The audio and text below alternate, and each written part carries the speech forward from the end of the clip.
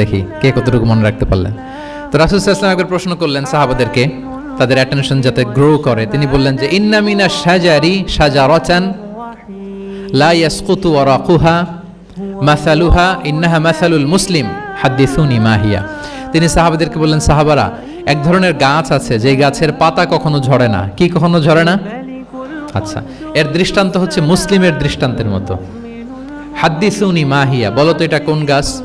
যখন বলছে কোন গাছ, সাহাবারা চলে গেছে অনেক দূরে। তারা মনে মনে ভাবছে এত সহজ প্রশ্ন তো রাসূল সাল্লাল্লাহু আলাইহি ওয়াসাল্লাম সহজ হলে তার জিজ্ঞেস করবে না, নিশ্চয়ই আনকমন কোনো গাছ। এবার ভাবতেছে দেখি তো খাইবারে গেছিলাম, খাইবারের আশেপাশে কি গাছ আছে। ওই যে তাবুকে ঘুরে আসলাম, তাবুকের পথিমধ্যে ক্যাকটাস, গুলমলতা, আরবের কি কি গাছ। ঘুরতে ঘুরতে সবাই দেখেছে না ওগুলোর তো পাতা ঝরে। খুঁজতে খুঁজতে সারা দুনিয়া খুঁজে ফেলতেছে সাহাবারা, কিন্তু ওনাদের নিজেদের জাতীয় গাছ যেটা, ঘরের পিছনে যে গাছের সারি সারি, যেই গাছের ফল খেয়ে ওনারা জীবন ধারণ করেন, যেটা ওনাদের সমাজ, রীতি, ঐতিহ্য, ট্র্যাডিশনের সাথে জড়িত, ওই গাছের নামে ভুলে গেছে, ওইটা মনে করতে পারতেছে। সবাই দূরে চলে গেছে। হাদিসে এসেছে ফাওয়াকা আন্না সুফি শাজারিল বাওয়াদি, দূর দূরান্তের গাছ নিয়ে ভাবতেছে, ভেবে ভেবে হয়রান, কেউ বলতে পারে না।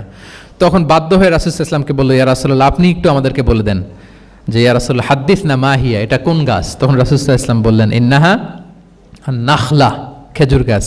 খেজুর গাছের পাতা পড়ে না, ডাল টেনেও ছিঁড়া যায় না, খুব কষ্ট। তো এটার দৃষ্টান্ত মুসলিমের দৃষ্টান্তের ন্যায়। তাহলে কোনো সাহাবারা পারলেন না। পরবর্তীতে হাদিসের যিনি বর্ণনাকারী আব্দুল্লাহ ইবনে ওমর তখন ছোট ছিলেন, বাড়িতে যাওয়ার পথে ওমর রাদিয়াল্লাহু তাআলা আনহুকে বলতেছেন যে বাবা, আব্বা, এটা যে খেজুর গাছ আমার কিন্তু মাথায় আসছিল। তোমার ফারুক বলেন, বলো কি, তোমার মাথায় আসছিল, তুমি বললে না কেন? উনি বলে নাই কারণ সিনিয়র সাহাবারা পারতেছে না, বাপ চাচারা কেউ পারে না, আমি ছোট মানুষ বইলে আবার কোন বিপদে পড়ি, বিনয়ী মানুষ, উনি আর বলেন নাই, লাজুকতাও কাজ করতেছিল। তোমার ফারুক বললেন, যদি আজকে তুমি এটার উত্তর নবীর সামনে দিতে পারতা, আমার বুকটা এত বড় হয়ে যেত নবীর সামনে।